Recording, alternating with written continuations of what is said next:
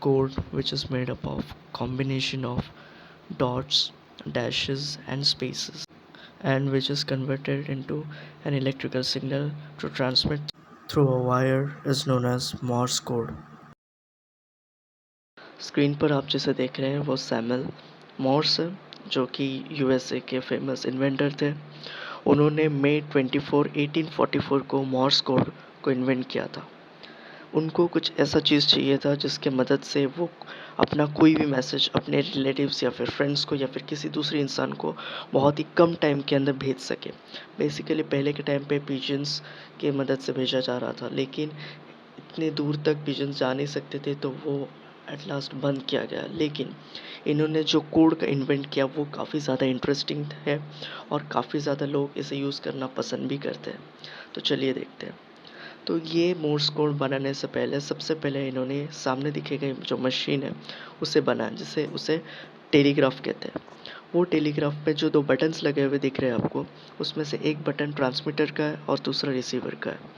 तो वो जो ट्रांसमीटर बेसिकली क्या करता है, हम सपोज़ ए नाम का कोई एक इंसान है, वो अगर सपोज़ कोई भी मैसेज भेज रहा है तो वो ट्रांसमीटर का बटन दबा के ही भेज सकता है जिसे उसे भेजना रहेगा उसे।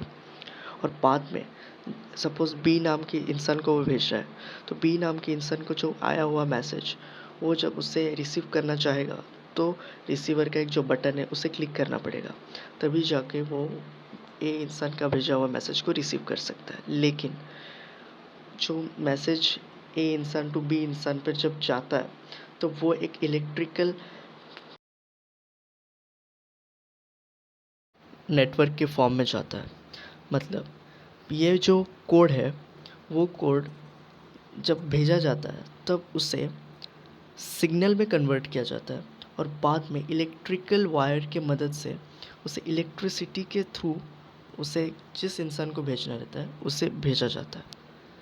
जब तक इसे इलेक्ट्रिकल नेटवर्क के फॉर्म में या फिर इलेक्ट्रिकल सिग्नल के फॉर्म में नहीं कन्वर्ट किया जाता, तब तक उसे वायर के थ्रू ट्रांसमिट किया ही नहीं जा सकता।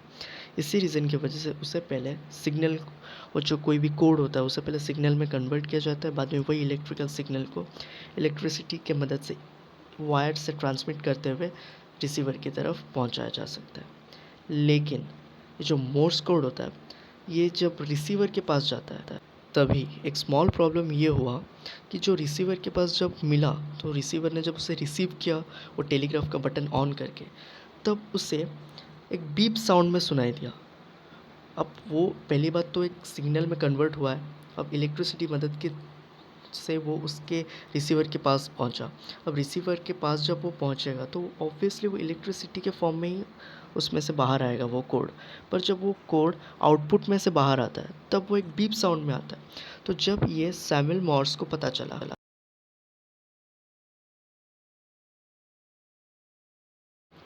तब उन्होंने क्या किया, एक कोड बनाया, जो कोड को उन्होंने डॉट, डैश और स्पेस इन तीनों मेन कंटेंट से वो कोड तैयार किया, जो कोड को पता करने के लिए एक बीप साउंड के मदद से उसे बनाया। इसका मतलब वो कोड को जो कोई भी जानेगा वो उसे बीप कोड के मदद से जान सकता है, अगर वो किसी मशीनरी इक्विपमेंट से जानना चाहता है तो। लेकिन ये मोर्स कोड को सीखने के लिए इतना ज़्यादा टाइम भी नहीं लगता, ये काफ़ी ज़्यादा ईज़ी होता है, इसलिए इसे ईज़िली समझा जा सकता है। और इसे जिसने भी समझा है वो उसे काफ़ी ज़्यादा इंटरेस्टिंग मिला है उसे। लेकिन अब ये मोर्स कोड जब बन के तैयार हुआ, इसे एक कम्युनिकेशन के मदद से तो यूज़ किया ही गया, साथ ही साथ इसे प्लेन के पायलट्स भी यूज़ करते हैं कम्युनिकेट के लिए। और बेसिकली ये एक टाइप का सीक्रेट कोड भी है, लेकिन बहुत लोग ये कहते हैं कि ये एक ब्लाइंड कोड की मदद से भी यूज़ किया जा सकता है, क्योंकि ब्लाइंड पीपल इसे देख नहीं सकते तो बीप साउंड से सुन तो सकते हैं, तो इसलिए वो 2 इन 1 की तरह भी यूज़ किया जा सकता है। अब मैं आपको वो A to Z तक का वो पूरा मोर्स कोड हमारे स्क्रीन पर दिखा रहा हूँ, उसे अच्छी तरह से देखिए और समझिए।